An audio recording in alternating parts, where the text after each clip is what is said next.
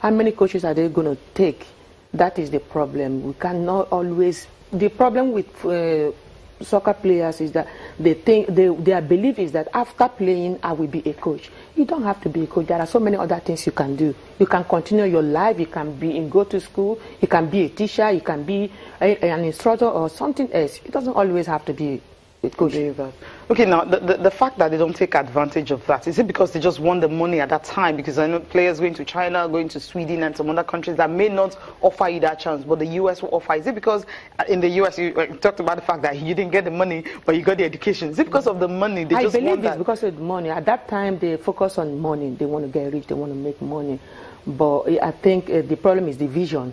You got to look at the general picture. You got to look beyond now and think about years to come. What will happen after 10 years?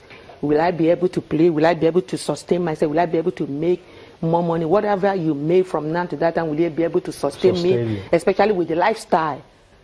So it's a decision that you will just sit back and make. And I believe I made the best decision. I don't know. It's obvious. Like that. I know you're not here most of the time, but I want you to, since you come once in a while, is it possible for young girls here to combine? I'm not even talking about traveling abroad now. You've played football, so you would not be part of those who will say football is not for girls. I know you would say that, but of course I won't. Can a young girl in Nigeria be able to play football, get to the highest level, and still within the Nigerian system be educated? Of course. That was what I was speaking to some of the journalists that interviewed me the other day. I said the government need to do something. They need to help them. Outside in USA, they put it in school level, colleges and universities. And even while I was playing, you have to maintain a certain GPA. If you drop below that GPA, they drop you. They give you time to bring up your GPA or you don't play anymore. If you drop 1 point below that GPA, you are out of the team. There have to be that balance. You have to be, yes, there has to be a balance. You have to be able to keep certain GPA to play, to get a scholarship. So they have to take it to colleges, take it to universities, and to give them some scholarship. It doesn't have to be all. Give them some incentive, some scholarship, and put a certain GPA. You have to maintain this certain GPA to be able to be in the team. If they do that, then the guests will understand that you don't have to play only football. You have to combine it. You have to get some education. If you're going to go outside to play, you need to speak English. You need to interact. You need to be able to reason with the people at the meet standard. So it's very important. Education is very important. Now take a look at what's happening right now. You've been trying to help some of those girls who didn't have the advantage that you have. How have you been able to do that?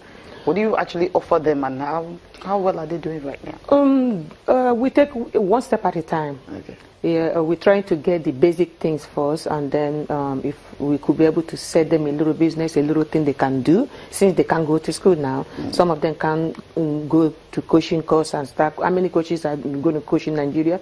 If they need if there's something they can do, if they want to open a little business that to keep body and soul moving, we are trying to raise money. I do it by myself alone, and with a couple of friends in US. I tell them I have some people back there that need help. I plan to speak to some of my colleagues, nurses, my office, my job, white, because one thing I notice, white people, they understand when you speak to them about charity. I think they do that more than we do. Okay. Yes, so I want to speak to them, reach out to them, and see if I could raise something. Then I will come back, speak to Agapo, and see how we can distribute it. Okay. Now let's talk about the league itself. Now, I mean, you watch the game between the FC and Rivers Angels and all that. You've seen the quality. Has it improved, or are we going down? How will you rate it presently? We could do better. We could do better. It's been years since 1991 to now. We could do better, but I'm not blaming the girls. It's just that they are not pumping resources into the game. They need to pump resources into the game. It's not just enough to throw a ball in the field and ask 22 people to run after it. Over there, I had the opportunity of coaching an international academy while I was in school.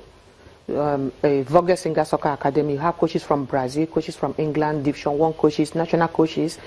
There I understood that soccer is not just about kicking. You have to get the technical aspect of the game, individual technical aspect. You have to get the tactical aspect.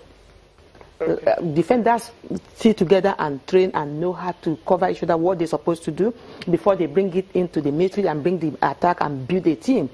We don't do that. We just come in the morning, line up, jog, and throw ball up and start kicking. Okay. We don't even know what we're doing. We just out of the love we have for the game, the strength, and that's what has been carrying us. And that's why we are not doing anything when we go to the World Cup.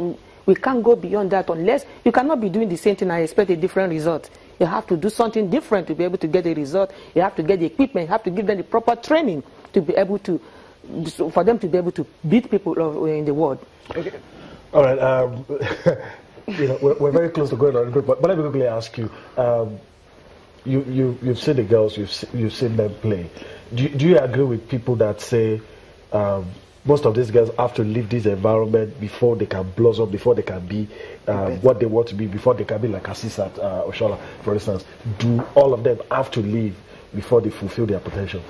Not all of them, but most of them will have to live to do that, because when they go out, they understand, they see it in a different level, they understand what they have to do, then they get proper training, they reskill, and this thing comes up, then people will see it. But now the talent is kind of hidden because nobody is actually bringing it out from them. They need to go out and meet the world and see the game from a different angle for them to be able to meet up to the standard, the full potential to come out.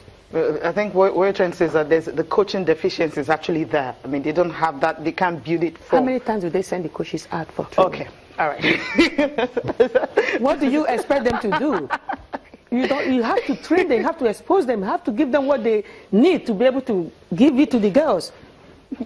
Okay, so because you don't have that, so it's always going to be difficult for those girls to actually have it, because the coach don't have it, so the girls won't have it, and so most of them have to go outside the country to get better and be able to blossom. Exactly. It's a long way. Thank you very much. You're welcome.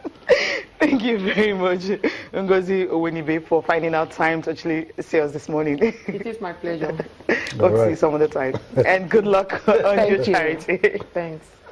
All right, we'll go for a break now. We'll come back. Ben Alaya will be joining us. We'll be talking boxing, of course, looking at the NNL and NPFL this weekend.